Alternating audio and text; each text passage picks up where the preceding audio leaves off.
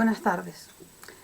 Vamos a ver algo de la opción B ahora. Tienen que recordar que esta opción no es nuestra opción preferente, pero necesitamos saber cosas fundamentales de Sócrates y los sofistas para poder entender a Platón.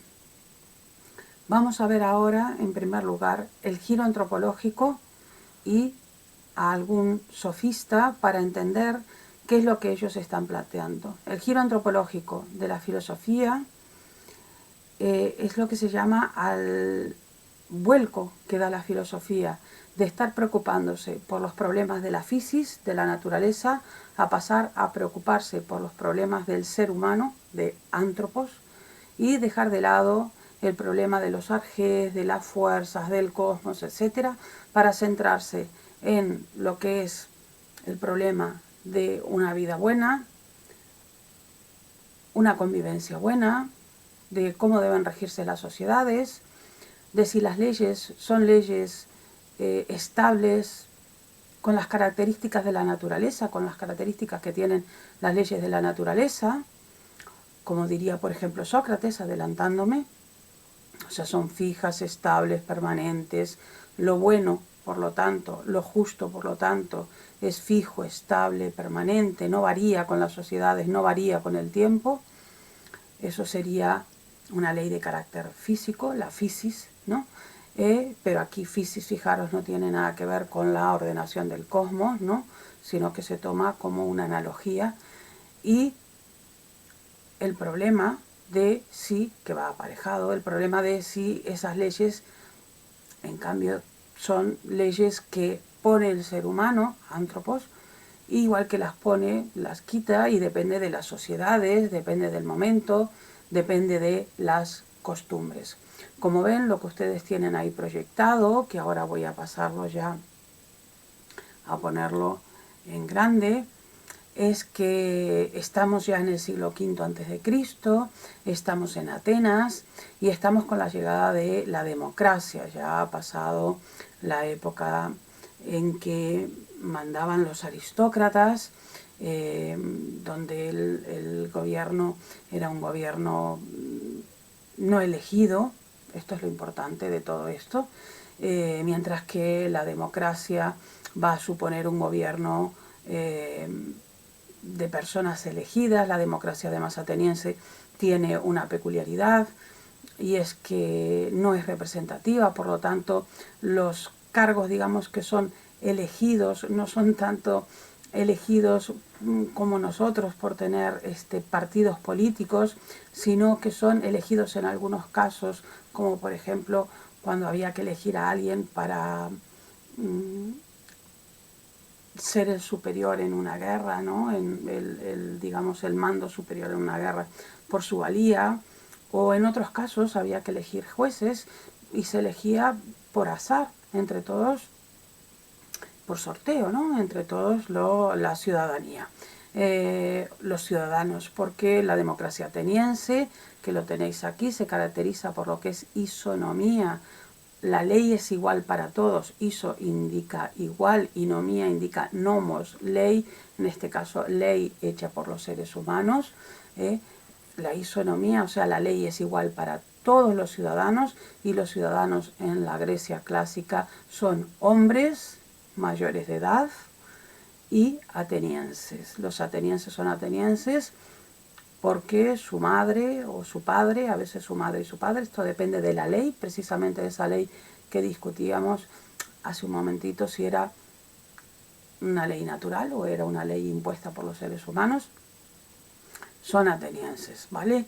Y la isegoría, que es la capacidad que todos estos ciudadanos tienen para poder expresar sus opiniones. Ahora ya no solo van a poder hablar sobre lo que es justo e injusto en la polis, no solo van a tener la palabra sobre todas estas cosas, digamos, los nobles, los aristócratas, los poderosos, sino que van a tener todos los ciudadanos ese poder. Esto va a hacer, si os dais cuenta, que sea muy importante tener educación, saber cosas, no ser ignorante, y además el saber hablar. Los sofistas y Sócrates van a incidir sobre esta cuestión. Ahora nos toca hablar sobre los sofistas y vamos a hablar no sobre toda la diapositiva, sino sobre lo que más nos interesa. Vamos a hablar en concreto sobre el relativismo, aquí lo tenéis, ¿vale? Vamos a incidir de nuevo sobre la distinción entre las leyes de la naturaleza y las leyes humanas o convencionales. Y vamos a hablar de Protágoras, ¿vale? Esto que tenemos aquí dentro del relativismo. Para introducirlo, vamos a decir que los sofistas, al estar dentro de lo que es, al igual que Sócrates, así ya no lo tengo que decir en Sócrates, al estar dentro de este giro antropológico de la filosofía, se van a introducir dentro de la reflexión sobre la polis, sobre el Estado y el ser humano en tanto ser social, no en tanto ser natural, ¿vale? No les interesa el ser humano como les puede interesar un perro, como les puede interesar un árbol, sino en tanto ser social, ¿vale? Los sofistas no son una escuela, sino que tienen dos peculiaridades interesantes. Una, la que acabo de mencionar, que no son una escuela, no los podéis ver que los llamamos los sofistas, no podéis entenderlos como que van todos juntos pensando lo mismo. Es un conjunto de pensadores que vienen de fuera, esto es interesante, vienen de fuera de Atenas. Eso significa que han viajado y han visto en ese viaje distintas costumbres, distintas formas de entender lo que es justo e injusto y por lo tanto distintas leyes, y han podido comprobar cómo no parece bueno y justo lo mismo para todos los seres humanos, ¿vale?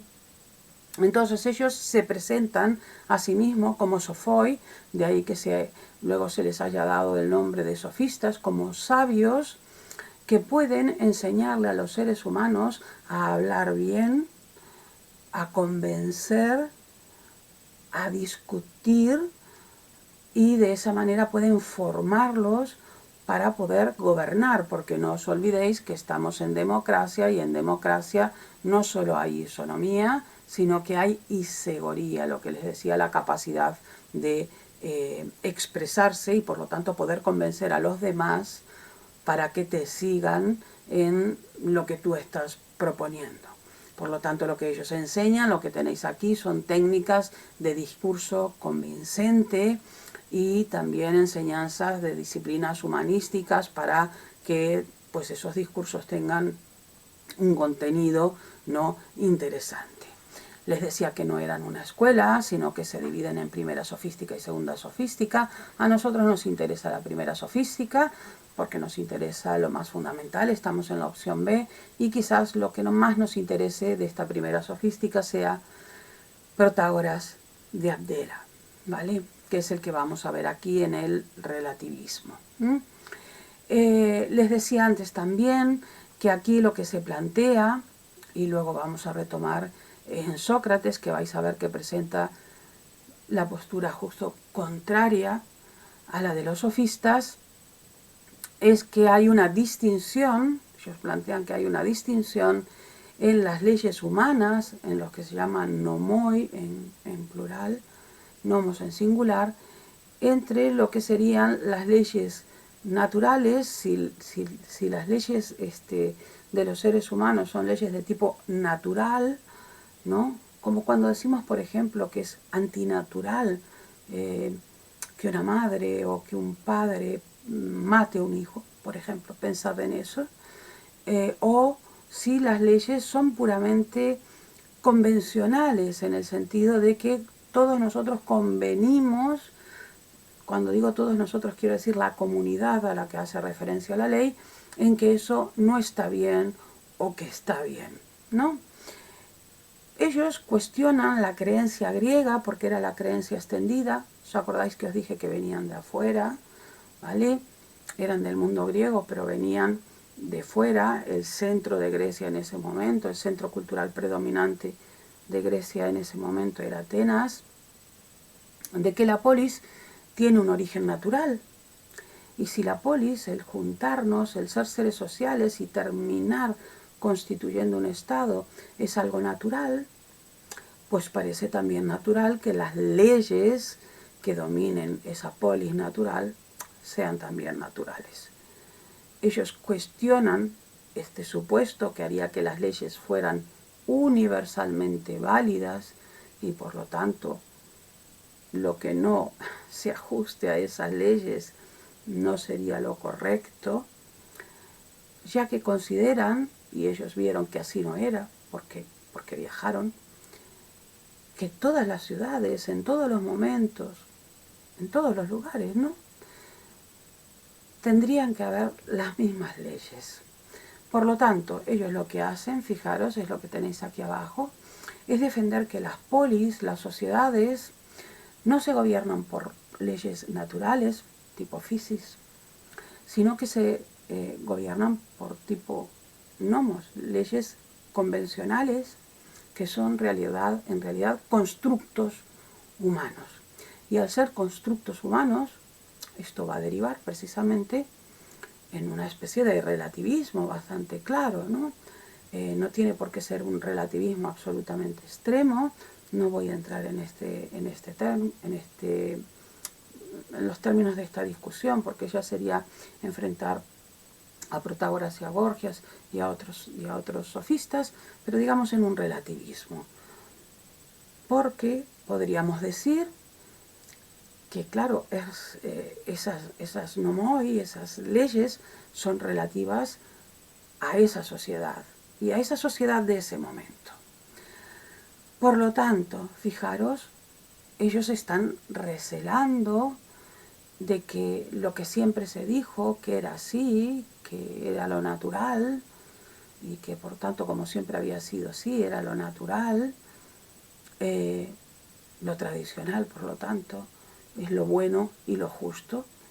Y frente a esto, Protágoras, por ejemplo, lo que va a proponer, lo que tenéis aquí, es que empezamos por aquí, por la segunda frase, y luego os explico la primera, sobre lo justo y lo injusto, sobre lo bueno, lo malo, precisamente sobre lo que versa la ley, ¿no? Sobre lo que trata la ley.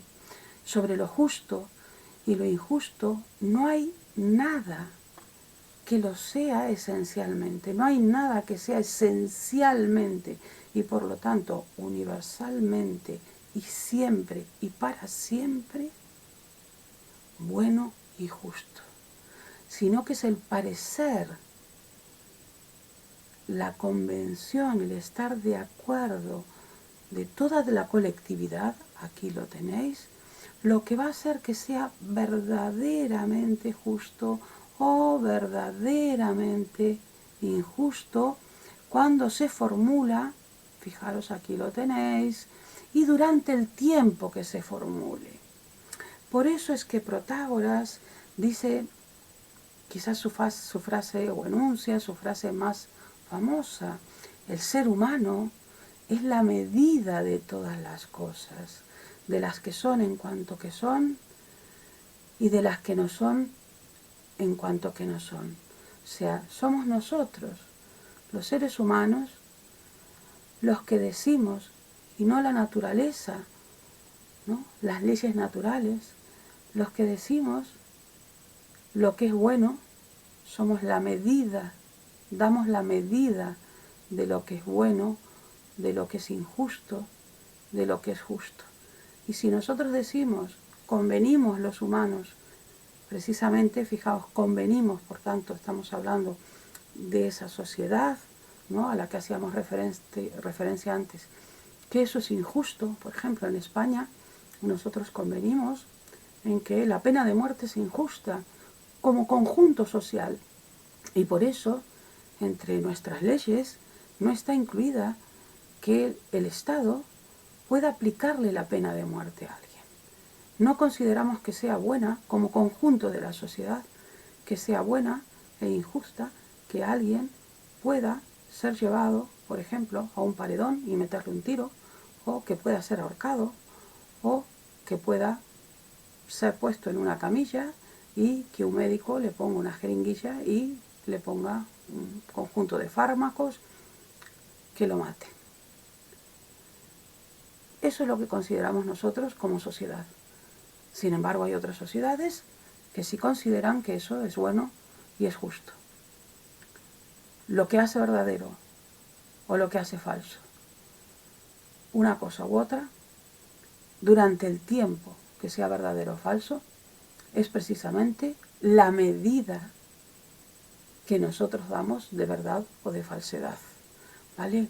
Por lo tanto, y eso es lo que tenéis aquí, no hay valores fijos, de ahí que se hable de relativismo, no hay valores fijos. Y de ahí, fijaros, nos vamos de nuevo aquí arriba, qué era lo que pretendían hacer y por qué se presentaban como sabios sobre estas cosas.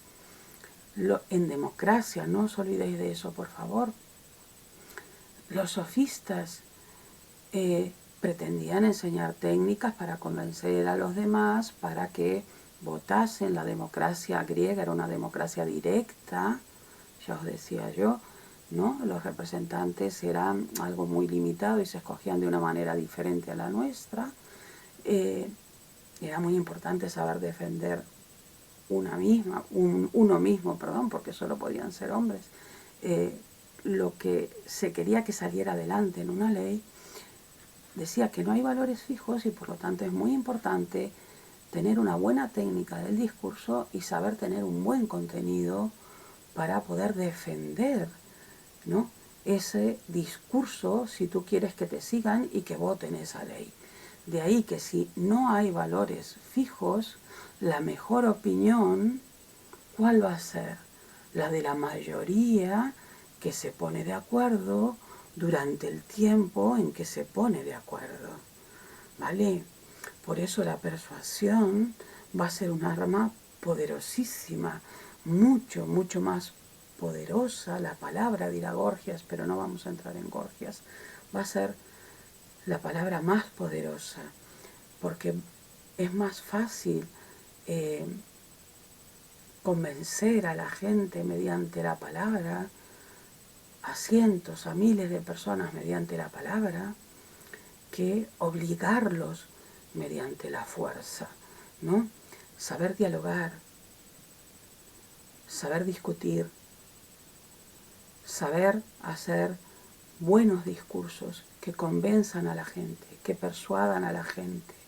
Y después, cuando te discuten a ti lo que estás diciendo, el saber ganar una discusión es algo fundamental para poder defender unos valores que no son fijos, y más en un contexto de democracia donde la isonomía que nos da igualdad en las leyes a todos e isegoría que nos da a todos la capacidad de poder defender nuestras opiniones es el sistema político predominante.